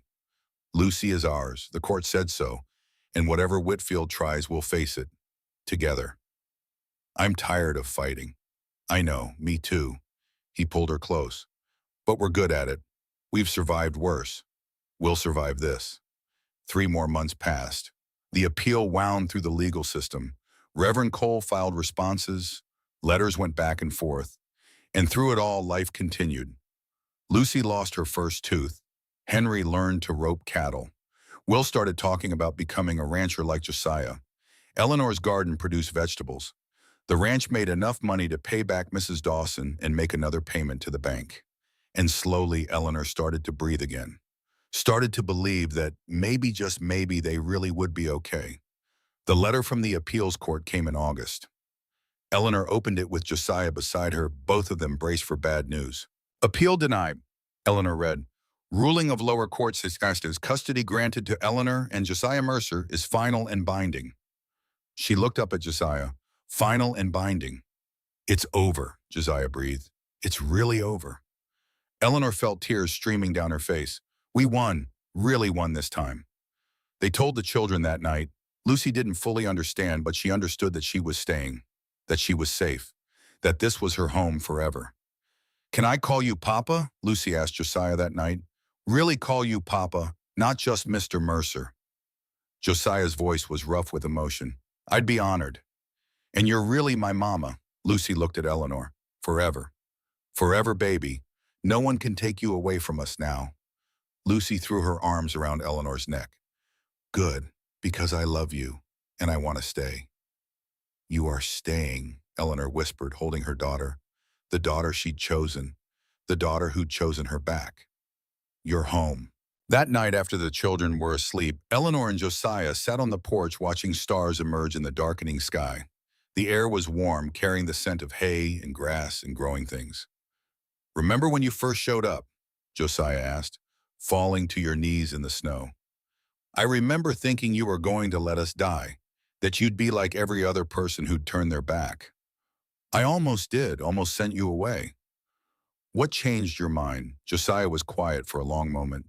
You did, the way you asked, not for charity, for the chance to earn your life, like you knew you were worth saving even if no one else thought so. He paused. Rebecca asked the same way, worked the same way, and I failed her, couldn't save her when it mattered. But you, I saved you, and in saving you, maybe I saved myself. Eleanor leaned against his shoulder. We saved each other. They sat in comfortable silence watching the night deepen. A year ago, Eleanor had been running for her life. 6 months ago, she'd been terrified of losing Lucy. Now she was sitting on a porch with her husband, her children safe inside, looking at a future that held promise instead of just survival. What do we do now? Eleanor asked. Now, Josiah's arm came around her. Now we live, really live, not just survive. We build this ranch, raise these children, grow old together. Sounds boring. Sounds perfect. Eleanor smiled, tipped her face up for a kiss. Josiah obliged, soft and sweet and full of promise. Inside the house, Lucy stirred in her sleep, called out softly. Mama, Eleanor stood. I should check on her. I'll come with you. They walked inside together, found Lucy half awake, reaching for Eleanor. I had a bad dream, Lucy whispered. Eleanor gathered her daughter into her arms. You're safe, baby. Mama's here. Papa's here. We're not going anywhere. Lucy's eyes drifted closed again. Promise, promise. Josiah watched Eleanor rock their daughter. Something shifted in his expression. Eleanor, there's something I need to tell you. She looked up. What? Rebecca, my first wife. I loved her. Will always love her, but she's gone. And I've spent 8 years trying to follow her into the grave instead of living in the world she left behind. He moved closer. You brought me back, you and these children. You made me want to live again. And I need you to know, this isn't second best. This isn't settling. This is, you are everything. Eleanor's eyes filled with tears. I know it is. They put Lucy back to bed, checked on Will and Henry, then they went to their own room and held each other in the darkness. Two people who'd been broken, finding wholeness in each other. The ranch prospered over the next year. The cattle herd grew from 60 to nearly 100 head. The garden produced enough vegetables to sell in town, bringing in steady income. By the second spring, Josiah had paid off the bank debt entirely. The land was theirs free and clear. No more midnight worries about foreclosure. No more choosing between feed and food. They'd made it. Will turned 12 and was working the ranch like a man half again his age. Henry found a talent for training horses. Lucy excelled in school. And Eleanor. Eleanor learned what it felt like to be happy, really truly happy. Not just surviving, but thriving. She cooked meals in a warm kitchen, sewed clothes for children who were growing faster than she could keep up, fell asleep every night beside a man who loved her fiercely, and woke every morning grateful. One spring morning, a year and a half after the final court ruling, Eleanor woke feeling queasy. At first she thought it was something she ate, but when the nausea persisted for a week, realization dawned. She was pregnant. She told Josiah that evening in the barn. He was mending a saddle, his hands steady and sure. Josiah, I need to tell you something. He looked up, saw her face, set down the saddle immediately. What's wrong? Nothing's wrong. Everything's right. I'm pregnant. The words hung in the air. Josiah went absolutely still. For a long moment, he didn't move, didn't breathe. Then his face crumpled. He pulled Eleanor into his arms and held her so tight she could barely breathe. She felt wetness on his cheeks, tears. Josiah was crying. Are you sure? He whispered. Yes. We're going to have a baby. Yes. He pulled back to look at her face. His eyes were red but shining. I'm terrified. Me too. Rebecca died in childbirth. Our son died. I can't. If I lose you too, I won't survive it. Eleanor took his face in her hands. Listen to me. I'm not Rebecca. This isn't then. We'll get the best doctor. We'll be careful, and we're going to be fine. All of us. Promise me. I can't promise that. No one can. But I can promise I'll fight. Fight to stay alive. Fight to bring our child into the world. Fight for this family we've built. Josiah nodded, kissed her, held her, and slowly the fear eased enough to let joy in. The children were thrilled when they found out. Lucy immediately started planning on how to teach the baby everything. Henry wanted to know if babies could ride horses. Will, more practical, asked if they'd need a bigger house. We might, Josiah admitted, but we'll figure it out. The pregnancy progressed smoothly. Eleanor was healthy strong. The doctor in Cheyenne examined her and declared everything perfect. But still, Josiah worried. Watched her like a hawk. Made her rest more than she wanted. Prepared obsessively for every possible complication. You're going to drive yourself mad, Eleanor told him one evening. I'm keeping you safe. I'm already safe. We're already safe. You have to trust that. I'm trying. In November, when the first snow fell, Eleanor went into labor. Josiah immediately sent Will for the doctor, refused to leave Eleanor's side, held her hand through every contraction and whispered encouragement, even as his own face went white with fear. The labor was long but uncomplicated, and when the baby finally came sliding into the midwife's hands with a wail that announced his arrival to the world, Josiah wept openly. A boy, the midwife said, cleaning him off, strong and healthy. She placed the baby in Eleanor's arms. He was red-faced and furious and absolutely perfect. Eleanor looked down at her son and felt love so fierce it stole her breath. What should we name him? She asked. Josiah touched the baby's tiny hand. His finger was instantly gripped by impossibly small fingers. Samuel, he said, if that's all right with you, after the son I lost, so he's remembered, so he's part of this family too. Eleanor smiled through tears. Samuel Mercer, it's perfect.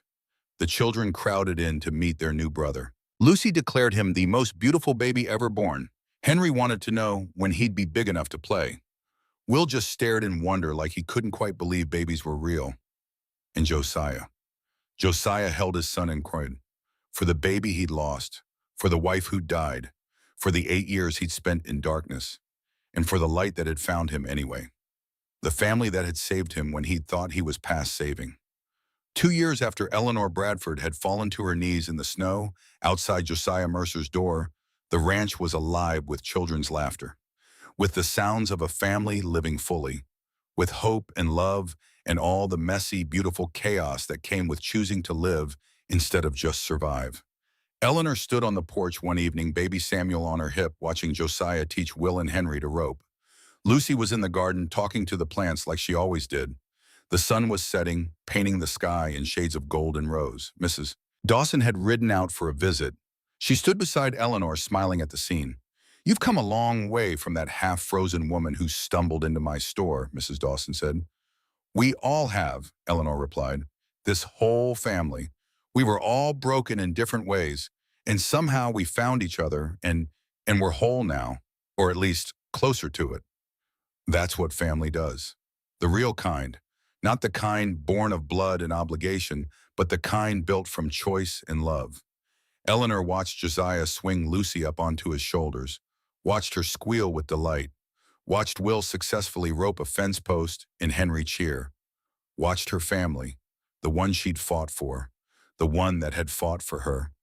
Do you ever think about that day, Mrs. Dawson asked, when you arrived every day?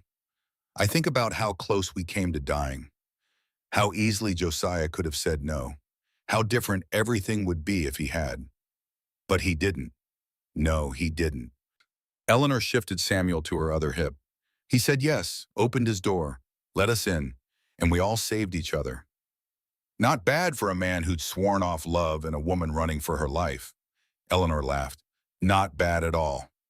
As the sun set over the Wyoming plains, as her family gathered for dinner, as baby Samuel cooed and Lucy chattered and the boys argued, and Josiah's hand found hers under the table. Eleanor felt something she'd never thought she'd feel again. Peace, real peace. The kind that came from knowing you were exactly where you were meant to be, with exactly the people you were meant to be with, doing exactly what you were meant to do. She'd been broken. They'd all been broken. But they'd taken those broken pieces and built something new, something strong, something that would last. A family, a real family, the kind that endured. And that Eleanor thought as Josiah kissed her temple and Lucy hugged her legs and Samuel grabbed her finger was worth every moment of fear and pain and struggle it had taken to get here. Worth everything. The end.